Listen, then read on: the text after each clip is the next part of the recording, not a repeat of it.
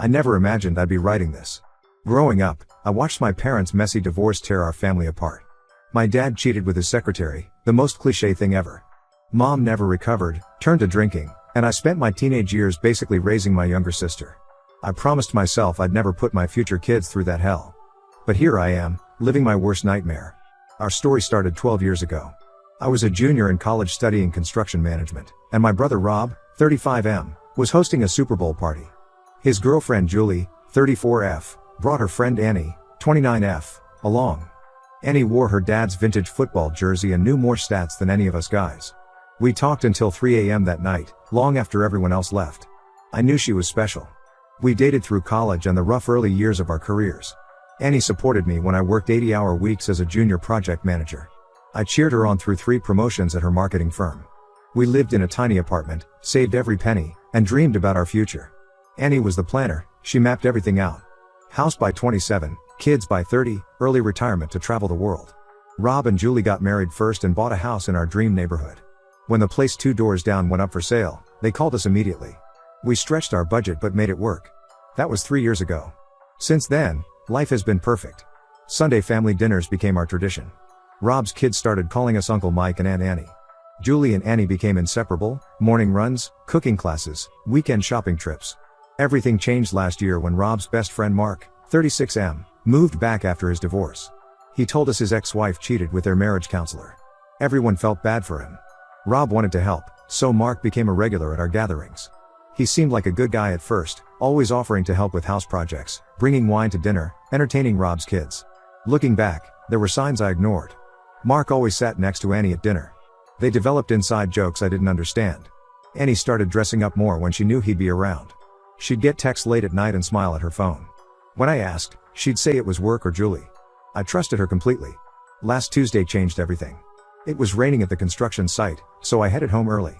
Mark's red pickup was in our driveway. This wasn't unusual, he sometimes used our pool or borrowed tools from our garage. But something felt wrong. The house was too quiet. Annie's car was there, but she hadn't answered my text about coming home early. I found them in our bedroom. The room we painted together last summer. The bed where we talked about our future kids. They were getting dressed, but it was obvious what had happened. Annie saw me first. Her face went white. Mark grabbed his shirt and tried to speak, but I just walked out. I drove aimlessly for hours. My phone kept buzzing but I couldn't look at it. I ended up at a hotel near the airport. After staring at the ceiling all night, I turned my phone back on. 47 missed calls from Annie, 15 from Rob, countless messages. Annie's messages evolved from "Where are you?" to "Please come home, we need to talk to I can explain everything." Rob's messages were different. Mark had shown up at his house drunk and confessed everything. This wasn't a one-time thing. They'd been meeting at our house for 4 months, whenever I was at work. Rob kicked Mark out and ended their 20-year friendship. I stayed at the hotel for 3 days. Julie brought me clean clothes and sat with me while I broke down. That's when I learned the full extent of Annie's betrayal. The affair started at Rob's birthday party in March. Mark had been pursuing Annie for months, random texts, convenient run-ins at stores, always offering help with any problem she mentioned. Annie used our family time to meet him. She'd arrive early to Sunday dinners, claiming she was helping Julie cook, but really meeting Mark in their garage. She manipulated Julie into covering for her multiple times, saying they were going shopping or to wine tastings when she was meeting Mark. Every room in our house now holds tainted memories. The kitchen where we danced while making dinner. The living room where we planned our future. The bedroom where I found them. It all feels poisoned. I can't go back. Update 1: The support from this community has been eye-opening. Every message helped me get through another day. After reading your advice, I met with a lawyer and filed for divorce. I texted Annie to clear out her stuff before I came home. She moved in with her parents. The last week revealed more than I ever wanted to know. Annie's dad showed up at my hotel room crying. He raised Annie as a daddy's girl, she was class president, never missed curfew, graduated top of her class. He kept asking where they went wrong in raising her. I told him they didn't, Annie made her choices as an adult. He hugged me and said I'd always be his son, regardless of what happens. Rob's taking this harder than anyone. He introduced us, brought Mark into our lives. Julie found messages between Annie and Mark on their shared family plan going back to January. The texts revealed everything. Annie and Mark had been apartment hunting together. She planned to leave me after my company's big project finished next month, said it would be the right time since I'd be getting my annual bonus. Mark's story about his divorce was a lie. Rob discovered Mark had cheated on his ex-wife with multiple women, including their neighbor and his ex-wife's cousin. His ex didn't cheat with their counselor, Mark made that up to gain sympathy. The lies keep unraveling. Those late marketing meetings? Dates with Mark? Monthly girls' wine club? Never existed. The yoga classes she started last fall? She spent those hours at Mark's apartment. She even used our anniversary dinner reservation to take him out while I was at a work conference in Houston. My favorite restaurant, where all the staff knew us. They must have seen them together. Annie's brother Tom, 31M, brought me more proof yesterday. He found Annie's secret credit card statements. She spent over $15,000 on gifts for Mark, designer watches, weekend trips, even a down payment on a jet ski. That money came from our joint savings, meant for our future kids' college funds. Julie finally confessed something that makes me sick. Annie had asked her to delete their home security footage multiple times, claiming she had been crying about work stress and didn't want me to worry. Now we know she was meeting Mark there when Rob traveled for work. Julie felt too guilty to keep it secret anymore. The depth of Annie's deception is staggering. She volunteered to handle our finances last year, saying she wanted to learn more about investing. Now I know she was hiding her spending on Mark. She suggested I take that construction project 2 hours away, saying the experience would help my career. Really, she wanted more time with him. Our friends are choosing sides. Most support me, but some mutual friends think I should hear her out. Annie's college roommate called to tell me that Annie and Mark had been flirting at Rob's Christmas party last year. She didn't tell me then because she thought it was harmless. Now she feels guilty for staying quiet. I've barely eaten or slept. The thought of them together in our bed keeps me awake. I canceled our joint credit cards and gym membership.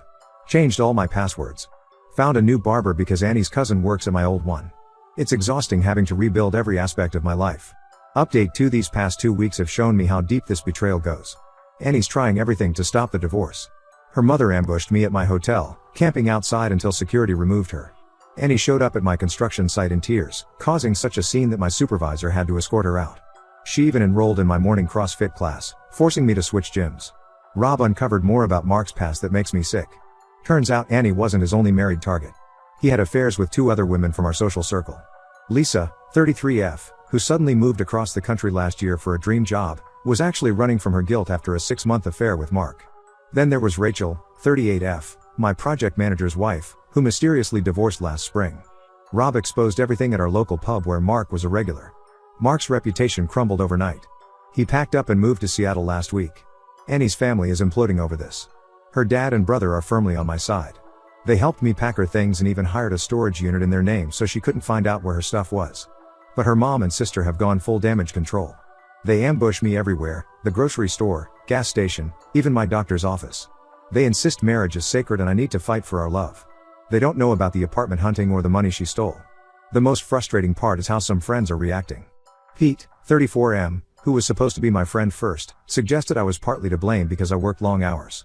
He conveniently forgot how Annie encouraged me to take overtime projects. Monica, 31F, another college friend, said I should have noticed the signs sooner. I cut contact with anyone who tried to rationalize Annie's choices. Our couple's friends are dissolving into chaos. 2 other couples have started marriage counseling, paranoid that this could happen to them. Our monthly poker group disbanded because no one wants to be around Mark's other victims' husbands. The community pool where we all hung out got too awkward, too many whispers, too many pitying looks. Annie's mom started a prayer chain at their church for our marriage. Now random church members message me about forgiveness and redemption. One elderly lady left a Bible on my truck with passages about reconciliation highlighted. I had to switch parking spots at work to avoid these daily gifts. The financial mess is worse than I thought. Annie's secret credit card had a $23,000 balance, all gifts for Mark or hotels they met at. She used our investment account passwords to withdraw money, claiming it was for home improvements. There was even a lease application for an apartment in both their names, dated for next month. She planned everything while sleeping next to me every night. Update 3: It's been a month since my world exploded. The divorce is moving forward steadily. I accepted a project management position in Denver, ironically, the same job I turned down last year because Annie said she couldn't leave her family. Rob and Julie visit every other weekend. Our relationship has actually strengthened through this nightmare. Funny how betrayal shows you who really matters. Annie's getting more desperate. She's created at least 15 new email addresses to contact me. Her messages range from suicidal threats to detailed plans of how we can rebuild trust. Last week she mailed a 30-page handwritten letter to my office, recounting every moment of our relationship and her supposed regrets. I returned it unopened. Her cousin tried to slip me a USB drive full of videos of Annie crying and apologizing. It went straight into the trash. Her dad's been a surprising source of support. He handled the house sale himself, met with realtors, managed paperwork, coordinated with movers. He made sure Annie stayed away during the whole process. The house sold above asking price. The money will be split in the divorce, but my lawyer's focusing on recovering the funds Annie spent on Mark. The community fallout continues. 3 couples from our friend group have separated, all citing trust issues after watching our marriage implode. Mark's other victim stories keep surfacing. One of them, Rachel, reached out to apologize. She knew about Annie but stayed quiet out of shame. Mark had a whole system, targeting married women at community events, playing the divorced victim, slowly integrating himself into their lives. Rob discovered Mark never actually moved to Seattle. He's living with some woman in a nearby city, probably starting his cycle again. Rob wanted to warn her, but I told him to stay out of it. I'm done letting Mark affect my life in any way. Annie still shows up at random places. She got a job at a coffee shop near my new office, probably hoping to run into me. She joined my new gym but got kicked out for harassing me.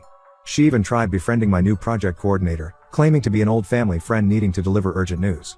The hardest part is watching the impact on Rob's kids. They used to ask about Aunt Annie every day. Now they're learning about betrayal way too young. Their school counselor called because they're struggling with trust issues. Another innocent casualty of Annie's selfishness. Yesterday, I finally packed away our wedding album. Found Annie's handwritten vows tucked inside, promises of eternal faithfulness, trust, and honesty. The same promises she broke while planning a future with my brother's best friend.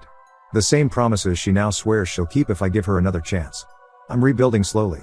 Joined a local hiking group, reconnected with college friends in Denver, started learning Spanish, something Annie always said was a waste of time. Some days are harder than others, but I'm no longer feeling lost. To everyone who supported me through this, thank you. Your stories and advice helped me stay strong when I wanted to give in. Special thanks to this community for showing me I'm not alone. Life isn't what I planned, but at least it's authentic now.